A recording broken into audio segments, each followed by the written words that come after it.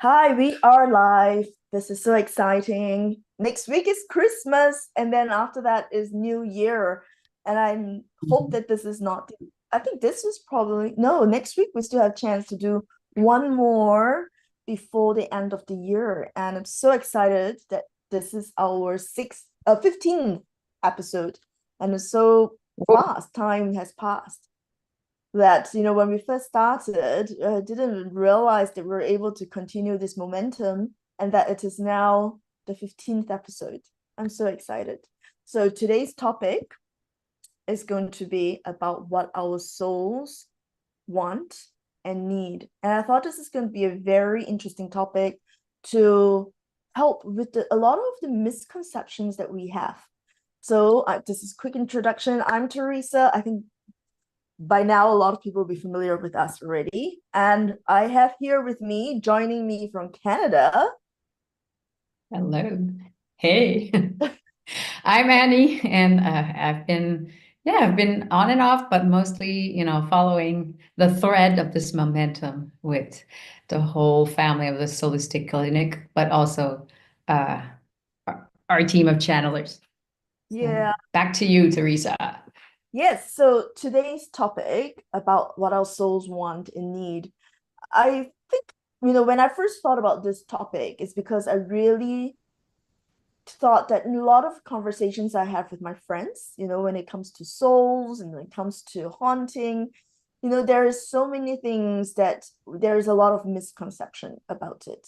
And before we started channeling, was there any misconception or was there any things that you assumed about souls that needed to be like when we started channeling, then go, oops, I didn't realize that about souls? Uh, I think the concept about old souls, young souls, and because I automatically always thought like old souls, we're talking about Earth. Yeah, yeah. One and only. That's like probably the one misconception I had. Oh yeah, And that our soul is only reincarnated again and again on Earth. But yeah, that's yeah, that's not true. Yeah. Any yeah, other? it's pretty much it. Oh, that's the Not that I think I could think now. okay. So there's a lot of things that when we started channeling that I and also in my conversations with our friends that there are some misconceptions that I thought that would be good to share what we found out through channeling, right? Like for example, a lot of times people thought that by the time we cross over transition from the physical body to just pure spirit, that we would be aware of everything and know everything, but that's not true. Just because we become souls, it doesn't mean that we become wiser. It doesn't mean that we know a lot more. It doesn't mean that we are able to discover a lot more just because we are souls. So that's one thing, right? Um, and so there are times when, there are people who pray to the ancestors, thinking that the ancestors will know better and be able to solve more things for them. Um, that's not true. That's one of the things that I found out through channeling.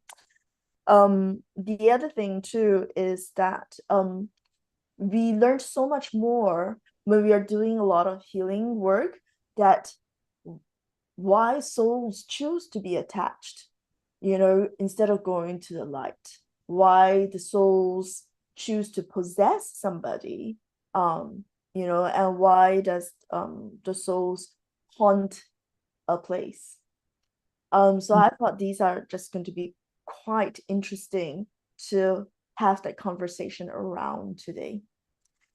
On top of your mind, Annie, was there any cases that you did that you thought was interesting, especially when you come across like about souls that we needed to heal?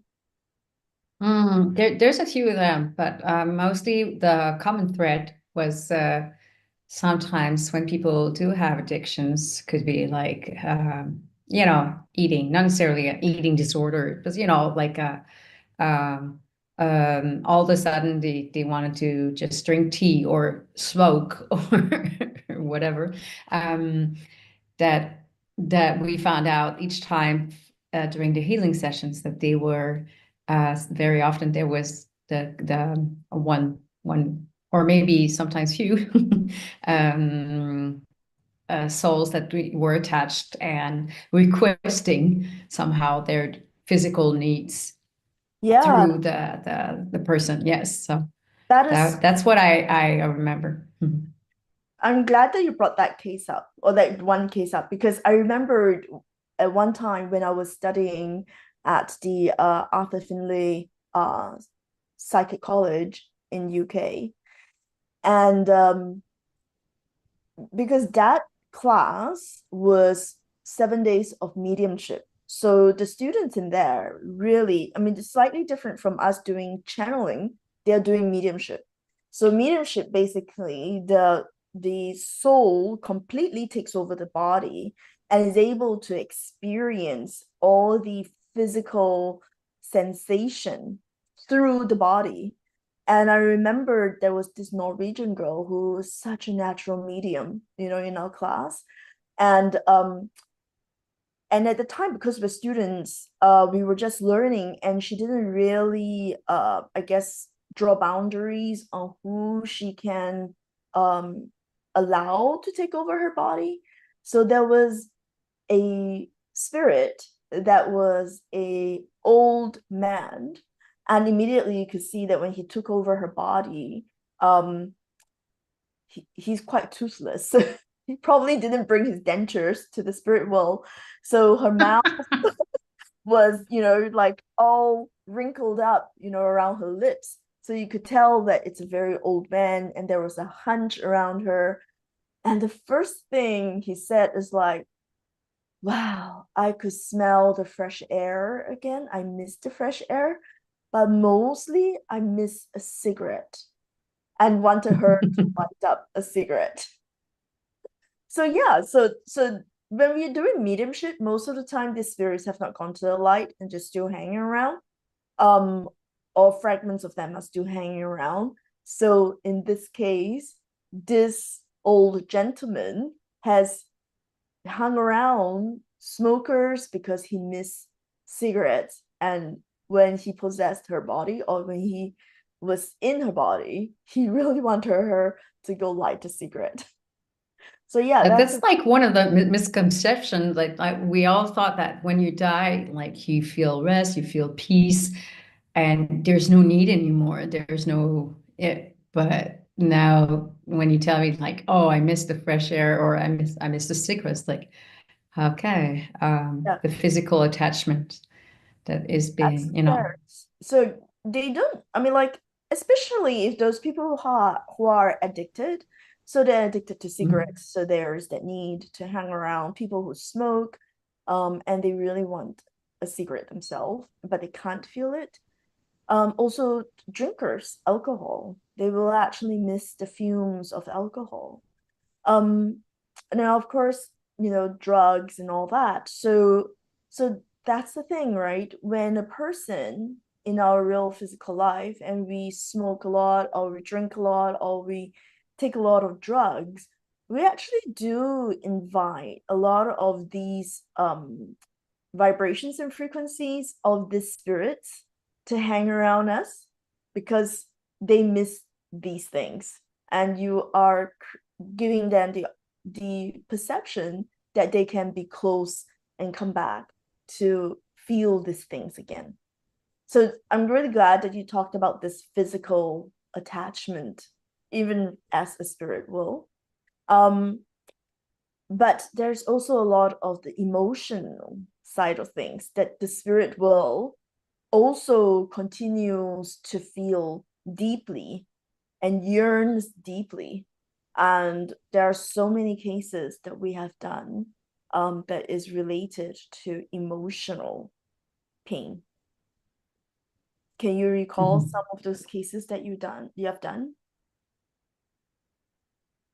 Well, especially there was this kid that, was literally overreacting, and the parents were totally overwhelmed because they could not predict that or see that coming. how the kid was reacting, and it was all of a sudden. So I think that was one of the reasons why he really reacted, was this attachment, this other souls like, and it was emotional states. You had this an open door. Of course, when teenagers they go through the physiological changes and biological changes, that could be sometimes an open door for Mhm. such. But that being said, people watching, like, don't be scared. It's not happening necessarily to everyone, but it is some of the cases of, like, not automatically that you have to think that, oh my God, my kids are going through teenage years now. Like, should I be worried about, like, other souls, being attached to my kids? But those are the some of the cases. So that was this kid, yeah, about, being hysterical, being feeling a lot of anxiety. At first, we thought it was because of the hormones and whatever it was, but then there was an attachment, another well, not peace, but another soul that was, requesting and following this poor kid. Mm. I don't really recall that one. It But was I one of the first one, but when the parents were really, really, really upset and wouldn't and was really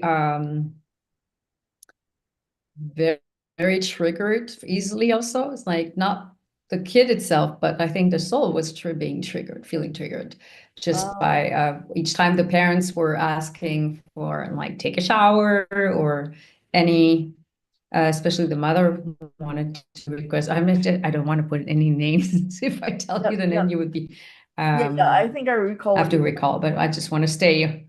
Yep, Yeah. yep. I remember So that. sometimes it's energies, and sometimes they are souls. So it's sometimes a Mm. combination of 12, and that was a complicated case because we had to do Mm. a few calls Sessions. on that. Yeah, Yeah, I sessions. remembered. Yeah. So particularly that, left a lot of deep impression for me, when it comes to healing of the souls, were cases where um the past lives mothers who chose to stay by their child. So there Yeah. were quite a few cases when I would see that this client actually have a spirit or soul um attached to it, to the client. And then when we tune in to find out, there are a few cases where it was the mother who died early and was worried about the child and refused to go to the light. And before the mother realized, right, who the mother who have transitioned and passed away, before the mother realized, um, this mother would have attached itself to this soul for many lives, for many lives, because she was worried. So in a lot of the healing that we do, we have to heal the mother, to say that your child is safe. There is so much love for each other, but it's time and good for both of you to detach and for you to transition to the light. Because a lot of times that people don't realize that when a soul spirit attaches to another soul, there is that, we call it cords, and the cords take energy from each other, and there is always that lingering thought, and so that when there is that lingering thought, the energy is spent and energy is dissipated and used not in the form that we are supposed to use it. Like when we keep our energy with us, we use it to heal, we use it to connect spiritually, intuitively, and we use this energy in many forms to serve. But when any energy is, lost through cords or lost through dissipation of addiction or other attachments, then it doesn't serve us. And sometimes if the cords are very thick, it will actually drain us of any energy. So in this case, we needed to heal the mother, who was worried, and there was just so much love, and that we have to invite the angels to come and heal the mother, to allow it to go to the light, so that in this case, then the client feels lighter and feels like the energy becomes more complete and whole. So that is something that always baffles me, that so much love, and then they stay on without really realizing that this love then becomes smothering and becomes harmful for the Mhm. physical souls. There was also other cases where there are regrets that we came across. Mhm. So this Mhm. was a case where two soldiers in the past life, and one of the soldiers felt the need to protect his friend because it was a younger friend. It trained and taught the friend how to fight in a war. Mhm. And when the friend got killed, there was so much guilt that he didn't do his job in protecting the friend, and therefore it then decides to stay by the friend always, to protect the friend. And before you know it, it's been many lifetimes that he has been attached to this friend. And again, we have to do a similar sense of healing, to heal itself from the guilt, heal itself from the regrets. So all these patterns, that what we're seeing is that the souls, because emotions are such strong energy, and that the soul actually carries these energy with them and continues to feel the same emotions as humans, where I mean with the physical body. So that's one of Mhm. the things that uh people tend to not realize, is that the soul's psychology and emotions is quite similar when they first transition across to when they become dead. The soul actually still feels a lot. It actually still feels a lot. It feels a lot, and but sometimes it seems to be also confused and not aware where they are or what to do, what's the next, where to go. There were like some cases where we did some healing sessions for war, and so and we realized that a lot of people that afterward like, died in battles or from bombing, and they were not aware of that they are dead. So that's another journey of the soul, like what Mm, makes them stay where they are, or they are not, they think they're still alive yeah. and they are not pursuing or looking for to reach out the light. Yeah, absolutely. I'm really glad that you brought that up, especially when you go to the disaster sites like war zone, Mhm.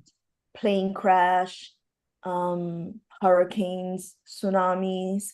And when we go into these situation to help with these souls, a lot of them, as you describe, did not even realize that they are dead, but they are living in perpetual fear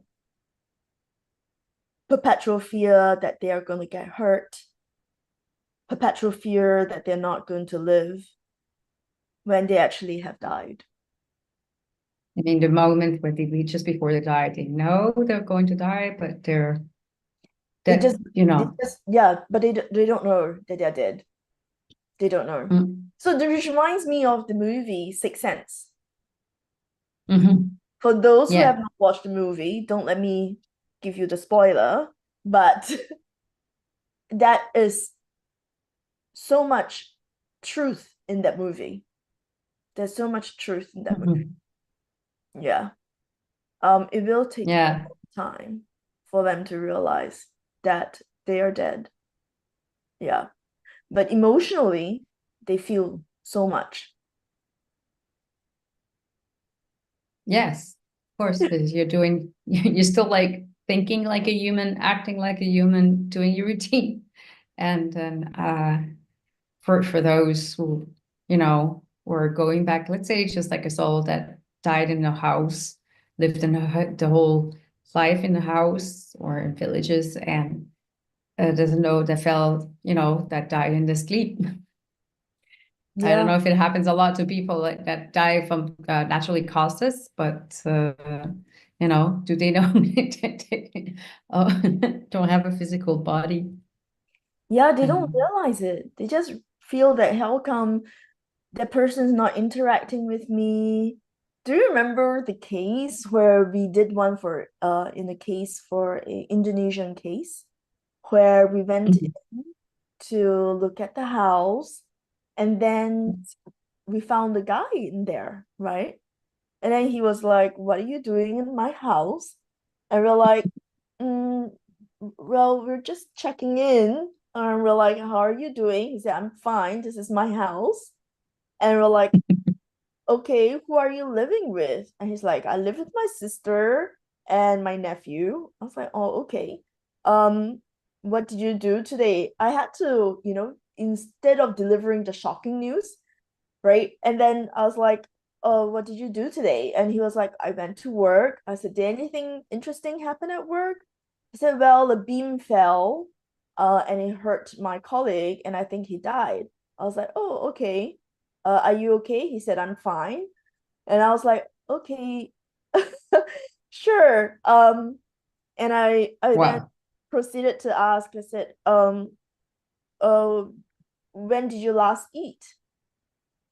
And that's when he goes, "It's been a while since I last ate." And I was like, is it normal?" He's like, "No, it's not normal that I didn't eat." I was like, "Okay." And the next thing he goes, "Am I dead?" And yeah, so then that's when I go, yeah, yes. Do you want to go to the light?" And that's when we sent him to the light. So there's many souls who didn't realize that they actually moved on, passed on. But at least that case, he was a happy ghost. Happy. Wait, but I thought there was always like family members, that usually people don't die alone, and there's already people you could see, your father, your mom, or maybe your grandpa, or old friends. I always thought they would come up and say hi or pick you up, or you know. Yeah, I thought so too. But in this case, I'm not too sure why. He probably was shocked. So he wasn't able to see. There's Ah, moments where we're not able to see, right? Like when we went into the plane crash, like when Sydney and myself went into the plane crash, and then the people died, but they didn't realize that they were dead. So they therefore couldn't see anything or sense anything. They just know that the plane was about to crash, the plane was about to crash. And then they probably realized the plane crashed, but they just think that they're probably hurt. So when Sydney and myself went into the plane crash, um, they saw us and go, "Are you here to take us to the hospital?" And then we were like, we're taking you to the hospital, um, in heaven. Do you want to come with us? Right? Inviting them. And they were like, "To heaven? Are we dead?" And we were like, "Yes, the plane crashed, there was no survivors." And they're like, "But we look so." That's when immediately when they got the information that they were dead. And that's when they have the lens and perspective to see themselves and go, "Oh my God, I look so mangled. I look like a mess. I can't go to heaven like that." And that's when I said, "Don't worry, the angels will come and fix you up, and then we can all go to the heavens." Or I have to use terms like heavens just so that they are familiar. Even though, you know, basically it's the celestial courts, it's the healing space and stuff like that, right? Yeah, so they probably don't have the ability to register because of that perspective that they were stuck in. So they are not hmm. able to see. So I get it that, that makes me reflect that we did talk about last time, not necessarily about souls, that sometimes angels are there to help us. But if we are not in the high frequencies, we're not going to hear the message. So you're saying that very often when they are wired up in this, twirling emotional fear. So of course you're staying on like a low frequency, and Mhm. you're not able to see the light or hear the help, so or even your guides. Oh, Yep. this is my conclusion now, but Is a realization uh, for us. So I do think yeah, when a person is sick and is on the journey on the deathbed, it is easier for them yeah, because they're making peace with life, they're making peace with everything. um, Therefore, right. there's so much more peace within them that they are able to see the angels coming to pick them up. They're able to see the loved ones by their bedside, you know, Mm-hmm. Makes sense. gently guiding them to cross over. But if we're talking Mm. about tragic moments, right, where there was sinking of the boat, tsunami, if there is Oh, war or the murders, murders, murders. when I remember this case yes. that we worked on, right? This mother was telling us about how when her son was born, um, particularly the son's hand is always clutched in the right hand. It was always clutched. And it was very hard, even as a baby, to tell the son to unclutch his hands. But there was nothing wrong with the hands, right? So it was always clutched. So the mother didn't really say that in detail to us, but it she just did mention that he likes to have his hands clutched. And when we were channeling this boy, who is currently 11 or 13, I can't exactly remember now. It turned out that he was a priest, and this priest was being hated by one of the gangster in the village who really wants him dead. So just imagine one of those days where there's no police and nobody really care, no sheriff in town and stuff like that, right? So this priest had no idea that he's dead, but he described the moment that he's still hiding in the closet. So when we visited him, his soul, he said, "What are you doing here? Can you keep quiet? Keep it hush. I'm hiding in the closet." I was like, "What are you doing? Why are you hiding in the closet?" And he's like, "Somebody wants to kill me." And I was like, "Okay, so you're hiding in the closet. Are you safe?" And he was like, "Can you not see? I have a dagger in my hand. This will keep me safe." And I'm like, "But you're a priest." He's like, "Yes, but I need to protect myself." So that was a case where this child or this soul fragment did not realize that he's really dead. But then that fragment continues to live in the closet, even though it's been killed later. And then this child who got reincarnated, that piece of the memory of that priest still remains. So this child is still very often, feeling the comfort of clutching the hands because it's holding the dagger to protect himself.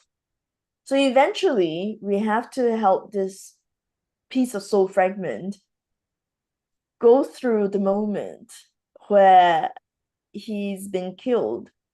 And he then mentioned that, yeah, I had the moment to stab him, but because I know that I'm a priest and it will be a sin to do so, to kill somebody and to hurt somebody. So I didn't do that. And so then he got killed instead. And Oh. in that healing journey, we have to say that it's okay to let your daggers drop now, and we will come take you to the light and then heal that piece of the soul fragment. So yeah, memories of the soul remained, especially when they're traumatized. And the Chinese always have this saying, we call it 魂飞魄散. basically when we are faced with a trauma or traumatic situation, a piece of our soul will fragment out. So the Chinese will always have already said that. And, when we were young, I always thought that it was just a saying. But now in the work that we do, it is so true that whenever we face certain trauma or traumatic situation, there's a piece of our soul that fragments and continue to live in that cycle of pain and of trauma. And that, because it's still attached to the main soul, it's just that it's fragmented. The memory still remains without knowing the true story or the complete story. So the triggers continue Mm. to happen, but the Mm. the soul fragment continues to stay in the traumatic moment. Yeah, you explained pretty well because my as you were explaining, you answered my questions, but what I thought it was, how can a soul after a trauma decide to jump into another life if you're still like you don't know that you're out of this life? Yeah. Like this is where like I got a little bit confused, like, but if you explain it as a memory, uh, that solved the situation. That's why it stays hidden Mm, because the story has to go on. Like you say, mm, this the story of the soul. yeah. Yeah, it makes sense. Yeah, so that explains a lot of times when a person continue to experience triggers, right? So like the triggers, when we talk about triggers, we're talking about the fear of abandonment, the fear of not being good enough, or the guilt, or being guilt Mhm. tripped, or always felt Being like, followed. yeah, or like, there's certain things that's incomplete. I'm doing something, I'm seeking something. I have got a mission that is incomplete, but not knowing why, because of the veil of being reborn, the memories, you just have the energetic impression, but you don't have the memories of the root cause for it. Like the child will not have the memory that he was once a priest, protecting himself in the closet, holding a dagger in his hands, right? Until we give him that closure to say that, yeah, it's been done. It's done, right? If I would be God, like, or I understand a bit more God and his conception of life, is that for each trauma or experience, it really shapes the souls and it gives the next aroma or taste, or challenge, or the next experience, or the next journey or adventure for the next one. So I understand that overall it shapes us and it shapes also the soul. So I understand the beauty of it a bit, but I understand also how challenging it is, especially for us to always come back because you forget, Mm, and it's there in the pattern or in playing in your program in your software. yeah, yeah, because those are like the bugs that's still in there that's not being debugged. Yeah. So we're like the debuggers to go in there to go, okay, this is a glitch. Let's remove that. But consistently, what I do find is that a lot of the souls actually do need closure Hmm. when they transit, and that there's a lot of emotional pain, like betrayal, or guilt, especially guilt. Guilt is like regrets and guilt, right? Where they really feel awful, especially like mothers or fathers who have to leave early. They just Mm. like, the poor family now will have to fend for themselves. I didn't keep my promise of, looking after them till they're grown up or stuff like that. So there were many cases where the father hung around or the mother hung around, and that when the children have already long grown up and died as well, right? But the soul continues to remain because in their perspective, in their lens, they don't see that. They don't realize that because we're stuck in that moment of that PTSD. of the moment Yes. of the trauma, and they continue to keep the memory. So there were times where we had to request for the children to come and see the parents to say that we're fine, we have really I gone remember to that the light, case. right? Yeah. We're really gone to the light, and it's time for you to move on to the light too. Mm. So yeah, so I thought that was very interesting, because very often when we think that when we cross over, everything is going to be fine, and that goes for a lot of people who commit suicide. They seem to think that, Mm. okay, the current life I'm facing is not good enough. I therefore want to commit suicide and then wipe the slate clean and then try something else. No, it's not that easy. When you commit suicide, there's still a lot of things that is not done, and then the emotions that are not being healed in this life get continued to be carried over, and it's even more difficult to heal when you are in the other realm, because who are you talking to? A lot of times when the souls go to the other realm, here's the other thing: it's very lonely, because of the frequency and the vibration. When they go there, they cannot really see the angels or their guides if they are not at the right frequency. Yeah. That's another realization that we got when we are channeling. So, this is a good segue to why some souls or spirits attach or possess somebody, is because the frequencies are too similar. And then that's the Mhm. frequency that they could see.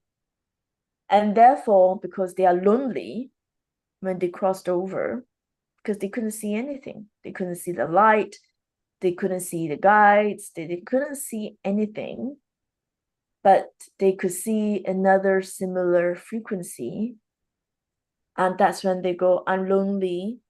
Here's a frequency I can follow, and therefore it is easy to attach. And that's Or how, are you the light?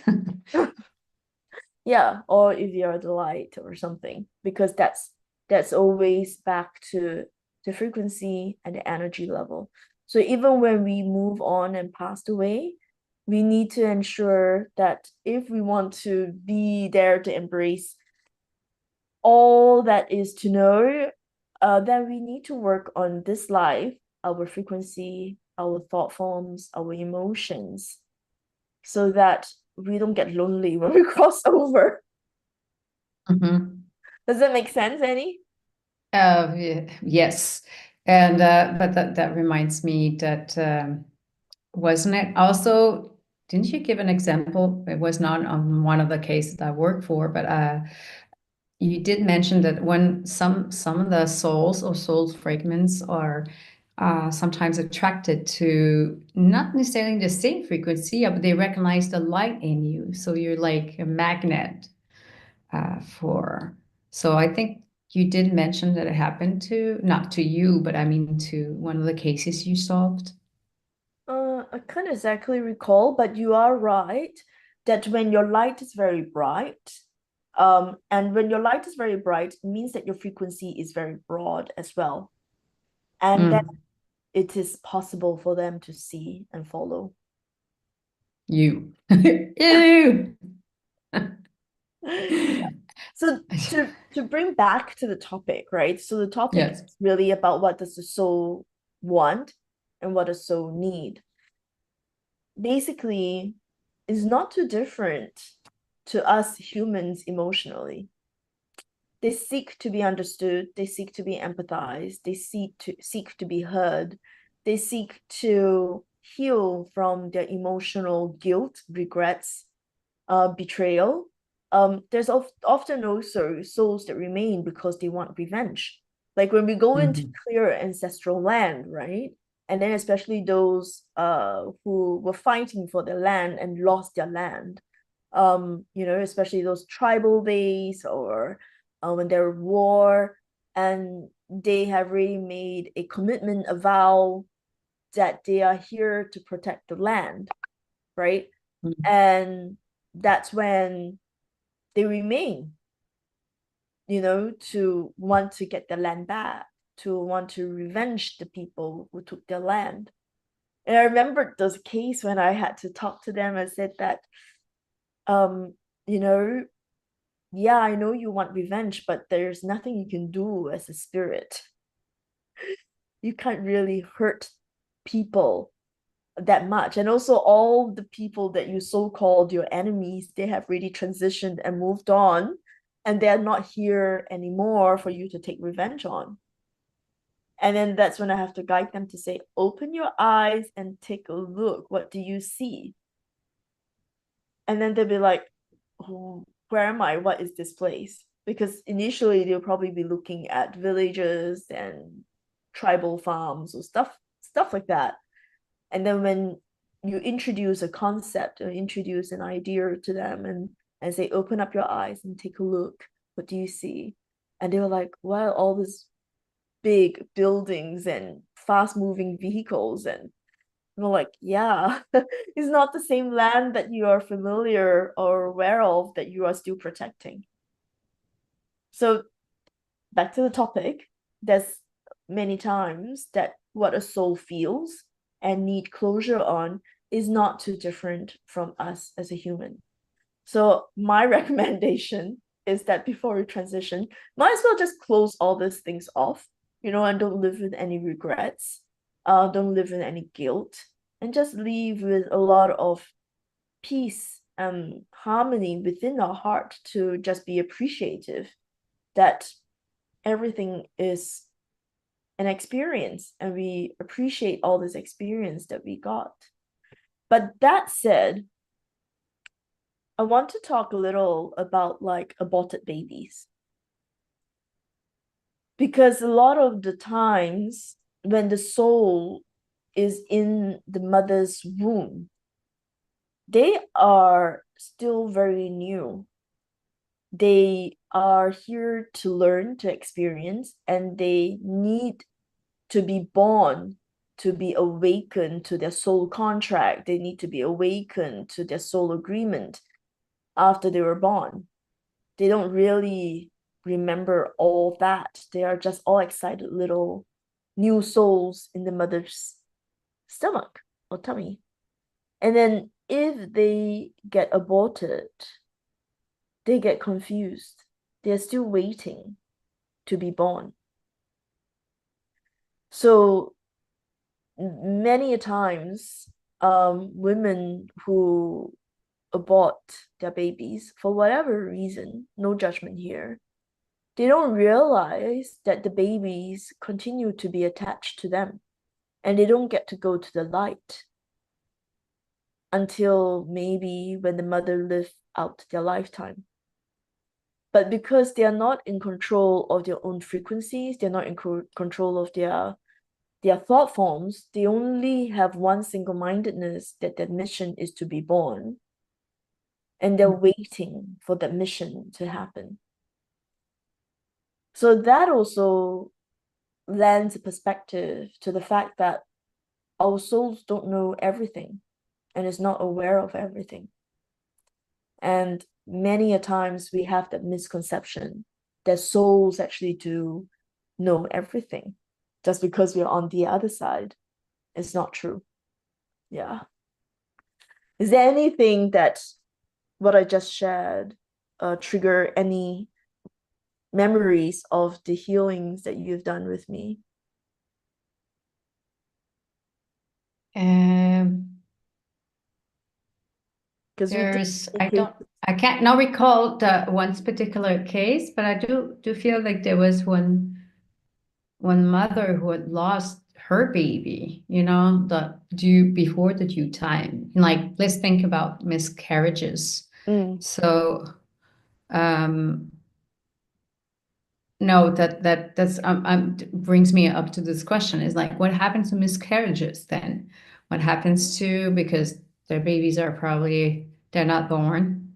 Um, Miscarriages were actually quite interesting. There were cases that I was aware of that miscarriages was actually a choice of the baby that felt that the moment it entered the mother's body, it realized that I'm not ready for this. The energy of earth mm, is different. It feels very heavy.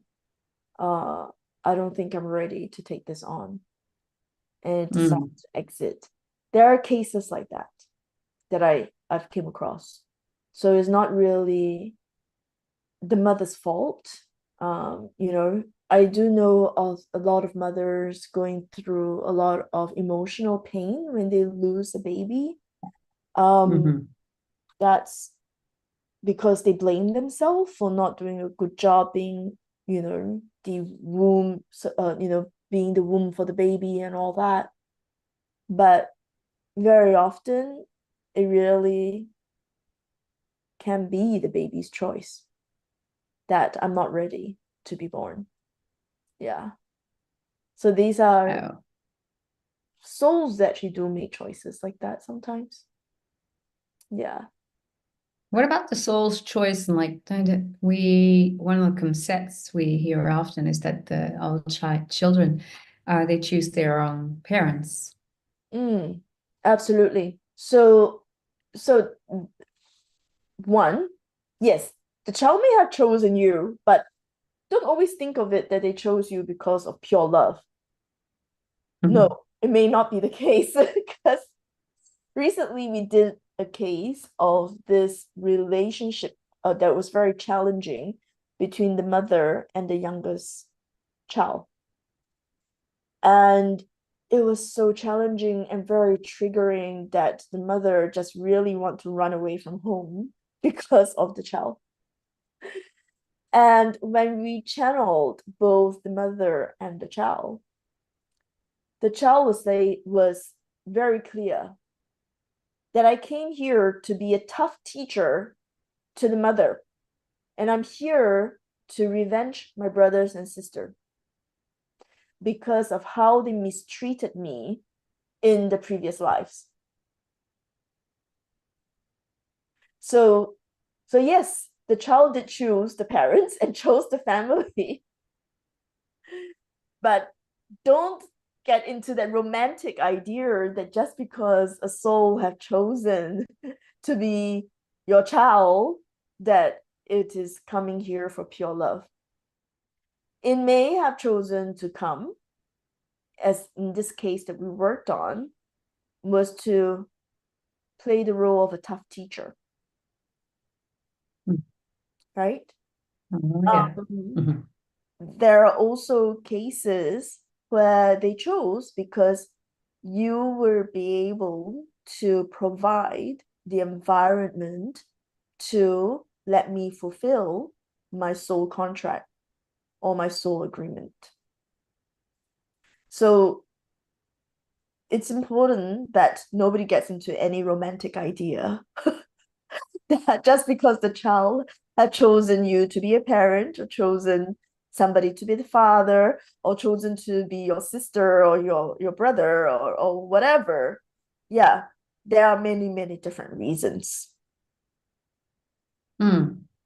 But coming back to the women that, did have abortion after, being raped or Yeah. I'm thinking I'm like, I understand why they would do that, um, for if I share my opinion, but what happens then? How, as a mother, now that especially if you're conscious, if you are also on a spiritual path and you have done that, what would be your suggestions or maybe recommendations to help the soul of the baby, the unborn baby, to go towards the light? Yeah, I think a lot of times I can completely understand. Like, you don't want to carry anything from somebody who has hurt you so badly. As Hmm. a woman, I could completely understand that trauma. But very often, the soul is innocent. It is a chemistry. of the two men, I mean, like the two humans to create the physical baby. And I would Mhm. respect the choice of a woman in whatever choices they need to make. But yes, the soul will suffer. The baby's soul will suffer. It is what it is. If the baby chose to be born to such situation, it is also the baby's choice. What was it looking for? What sort of experience did it want? What did it want to learn from it? So very often when we hear the babies when they make choices, right? It is about the experiences that the soul wants. So if the mother chose not to carry forward this experience of carrying this child from the rapist, then the soul would just need to be healed from there. The child's soul, the baby soul, will need to be healed from there. But Aren't unfortunately, they growing up then? I don't very often. Oh, they stay they where stay they as are at. they stay where they That was are. a miscon. Yeah, Okay, I had a misconception. Well, I thought that just sometimes that the baby, or I heard other mediums like the baby is growing older. Like, look at me now. No, okay. Ah, no, see, I'm learning today. yeah, they are stuck in that moment in time. As we talked about earlier, right? When they go through some traumatic experience, when Hmm. their life is taken, through an accident, like abortion is like an accident. Yeah. Yes. They are stuck in that Makes moment. sense. And the only thing they could do is to stay and remain inside the mother. Inside the mother. Yeah, Okay, good. All right. yeah, Wow, we're learning a lot. So that would explain maybe some physical injuries or whatever, or happening to the next side. Um, I'm thinking about the next misconception which I had was like when you're a soul, you have many experiences. Each time you're wiser. Is it true?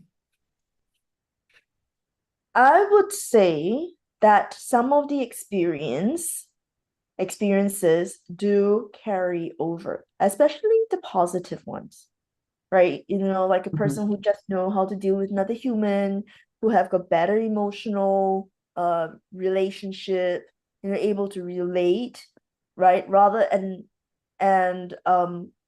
all that. So we deem to think that the person is a wiser soul. That would be because of all the positive experiences emotionally. You remember those positive experiences. But what about those with negative experiences, with triggers? When you have betrayal, you have things taken from you, robbed, denied of your human rights, all those things, right? It triggers. Will it make you a wiser person? Only if you have overcome it. Only if you learned to overcome, like, okay, if I've been robbed and I have my life taken when I was being robbed, okay, I'm willing to sacrifice myself because the person needed more than me and he needs my money to go feed the 10 mouths at his house in his family, right? Mhm. Then that will have made the soul a lot like grown, right? But very often, not many people go into that state of mind to say that, okay, my sacrifice is necessary to save so many more people. So, no, it doesn't mean that just because you're born 10,000 times that you become more wise unless you have learned from it all. Come to a level of closure, come to some level of acceptance, come to some level of being able to forgive. So, yes, to put it shortly, if the person after so many lifetimes becomes more accepting to the experience and able to say that this is just an experience, then yeah, of course, Mhm. learn from it. But there are many times it doesn't mean that they learn from it. We have met so many souls that are haunting a house or possessing another human being. and they have been around for a long time. But yeah, that's a very good question. Just thought, like, okay, so unless you really like the experience and you still want to keep coming back. But I heard, like this life, I want to resolve problems, or this life, I'd like to do the dark night of the soul. That could be another team, another time, but what we're experiencing. But okay, but I always thought that each time you're wiser, or of course, if you can also choose the experience, this life. I just want to enjoy life and would be also okay. Yes, and that's to learn to receive. Many times people don't feel they deserve. Many times they don't feel that they can have and deserve a good life. Yeah. There are kind of thought forms. So my personal experience after working with so many different souls, healing so many souls, and supporting them to help them to go to the light, the number one thing I do find that is most important, that it is the privilege of being a human. It is so much easier to learn as a human and to wise up as a human with a physical body than to try and wise up as a soul, Yeah. right? Remember that we have to create a school for the egos for them to go there to learn how to be an ego because times have changed, right? But yes, it is Mhm. so much easier to gain the understanding, to learn the observation, to experience and come to certain level of conclusion and willingness to say, okay, I'm willing to step beyond this and see with a bigger picture, see with a different lens, see with a different perspective. Because as a soul, that is a very difficult thing. Mm. So, in conclusion, Wow. Yes. for tonight's conversation about what do our soul want and need emotionally, physically. Okay, let's not talk about physical because we discussed that at the very beginning. The addictions, they do want Mhm. that, but that's as far as I know of. I mean, there are some rumors and stories which have not really come across in our healing about those souls and spirits who are addicted to sex.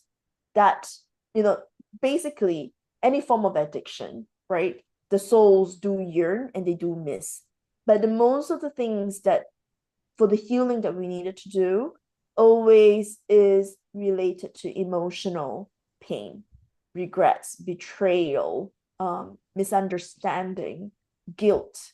So these are the things that when we go into heal is to help bring them closure, give them a bigger perspective, help them understand.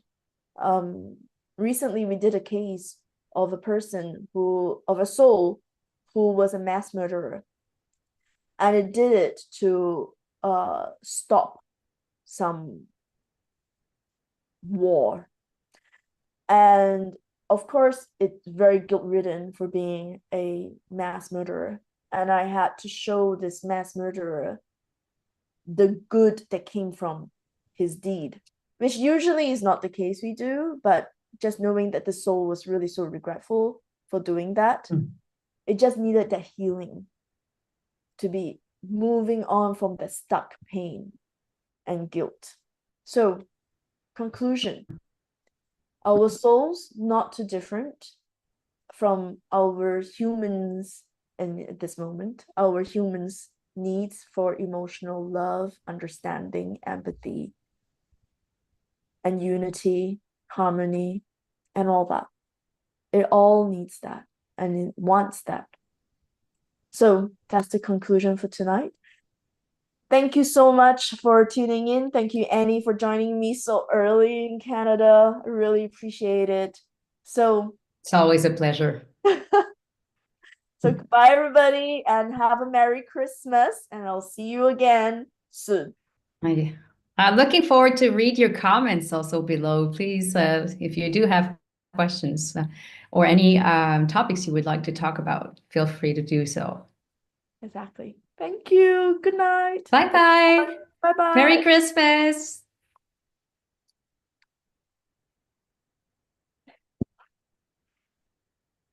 Ooh. Okay, we're slightly over time, darling. Okay, I still